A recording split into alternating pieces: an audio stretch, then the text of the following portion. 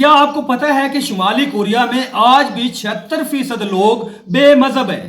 وہاں پر کچھ لوگ بدھ مت ہیں، کچھ لوگ دیگر مذاہب سے تعلق رکھتے ہیں، لیکن بہت سارے ایسے لوگ ہیں، اکثر ایسے لوگ ہیں جن کو اسلام کے بارے میں کوئی علم ہی نہیں ہے، جن کو پتہ ہی نہیں ہے کہ اسلام کیا ہے۔ شمالی کوریا کے اندر ایک رہنے والے مسلمان کی ایک کوریائی سے دوستی ہو گئی، وہاں پر وہ جاب کرتا تھا، اس کے ساتھ اس کی بہت زیادہ گپ شپ ہو گئی، روزانہ گپ شپ لگتی تھی۔ اچھا، رمضان کا مہینہ تھا، ایک دن وہ کورین شخص اس مسلمان کو ساتھ لے کر ہوٹل کی طرف چل پڑا اور کہنے لگا کہ چلے میں آج آپ کو کھانا کھلاتا ہوں، آج کھانا میری طرف سے، ہم اتنے اچھے دوست ہیں، اتنی زیادہ ہماری گپ شپ ہے، ہم اکٹھے رہتے ہیں، چلے آج میں آپ کو کھانا کھلاتا ہوں۔ تو مسلمان کہنے لگا کہ سوری یار، آج میرا روزہ ہے، میں نے روزہ رکھا ہوا ہے۔ ابھی وہ کورین شخص اس سے پوچھتا ہے کہ یار یہ روزہ کیا ہوتا ہے، اس کا کیا مطلب ہوتا ہے کہ کھانا ہی نہیں ہوتا ہے؟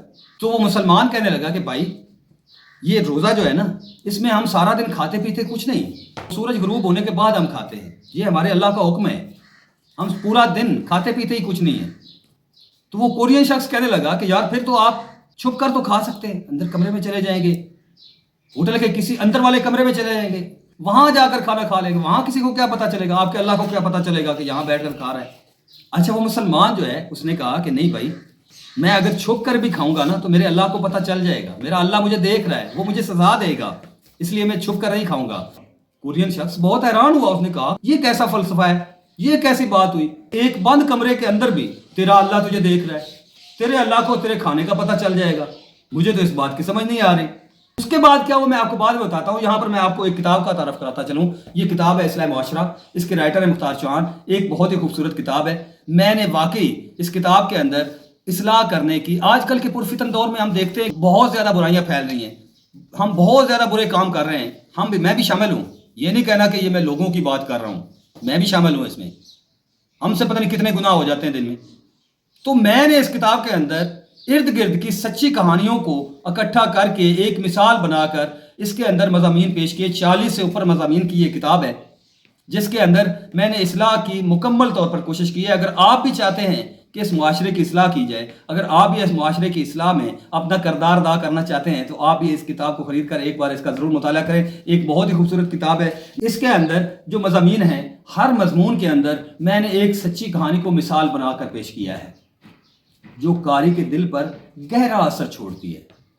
میں آپ کو کچھ مضامین کے بارے میں بتاتا ہوں۔ مکافات عمل، زندگی کے برے دن کیسے آتے ہیں، حسد کیا ہے، پردہ ہماری غیرت، ہم حلال روزی کو حرام کیسے بناتے ہیں، اس قسم کے بہترین مضامین اس کتاب کے اندر شامل ہیں، اور ہر مضمون کے اندر ایک سچی کہانی موجود ہے۔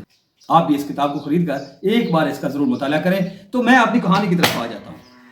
اس کے بعد کیا ہوا؟ کورین شخص کہتا ہے کہ یار بڑی حیرانگی والی بات ہے کہ آپ کو تیرا اللہ ایک بند کمرے کے اندر بھی دیکھ رہا ہے۔ تو مسلمان نے کہا کہ ہاں، ہمارا اللہ ہمیں بند کمرے کے اندر بھی دیکھ لیتا ہے، اسے پتا ہوتا ہے کہ کون کیا کر رہا ہے۔ اگر میں آج کھانا کھاؤں گا تو اللہ مجھے سزا دے گا۔ تو کورین شخص بہت حیران ہوا۔ کورین شخص کہنے لگا کہ یار پھر تو آپ کے ملک میں سارے لوگ ہی ایسے ہوں گے، سارے لوگ ہی روزے رکھتے ہوں گے۔ تو مسلمان کہنے لگا ہاں بالکل، ہمارے ملک میں تو ہر بندہ روزہ رکھتا ہے۔ تو وہ کورین شخص کہنے لگا کہ پھر تو آپ کے ملک میں جیلیں بھی نہیں ہوں گی، وہاں کرپشن بھی نہیں ہوگی، وہاں ملاوٹ بھی نہیں ہوگی، وہاں چوریاں بھی لوگ نہیں کرتے ہوں گے، وہاں تو کوئی جرم ہوتا ہی نہیں ہوگا۔ جس ملک کے اندر اتنے سارے لوگ روزہ رکھنے والے، اللہ کو ماننے والے اور اللہ کے ڈر سے چھپ کر بھی نہیں کھاتے، اس ملک میں تو جرم ہوتا ہی نہیں ہوگا۔ آپ تو ایک دوسرے کی غیبت بھی نہیں کرتے ہوں گے کیونکہ آپ کا اللہ آپ کو دیکھ رہا ہے، آپ تو چوریاں بھی نہیں کرتے ہوں گے کیونکہ آپ کا اللہ آپ کو دیکھ رہا ہے، آپ تو کرپشن بھی نہیں کرتے ہوں گے، رشوت بھی نہیں لیتے ہوں گے کیونکہ اللہ آپ کا دیکھ رہا ہے آپ کو۔ تو مسلمان وہاں پر خاموش ہوگا۔ سچی بتاؤں تو آپ یہ بات سن کر آپ بھی خاموش ہو جائیں گے، میں بھی خاموش ہو جاؤں گا، کیونکہ ہمارے پاس اس بات کا جواب نہیں ہے۔ ہمارے ملک کے اندر تو یہ سارا کام ہو رہا ہے بھائی، ہر بندہ یہی کر رہا ہے، میں بھی کر رہا ہوں، آپ بھی کر رہے ہیں، ایک دوسرے کے پیچھے پڑے ہوئے ہیں، بھائی بھائی کی چیزیں چھین کر کھا رہا ہے، ماں باپ کو ذلیل کیا جا رہا ہے، چوریاں کی جا رہی ہیں، کرپشن ہو رہی ہے، ڈاکے ڈالے جا رہے ہیں، سارے کام ہو رہے ہیں یہاں پر۔ ہم کسی کو کیا بتائیں گے؟ سب سے اچھی خاموشی۔ پھر ہم خاموشی ہو جاتے ہیں۔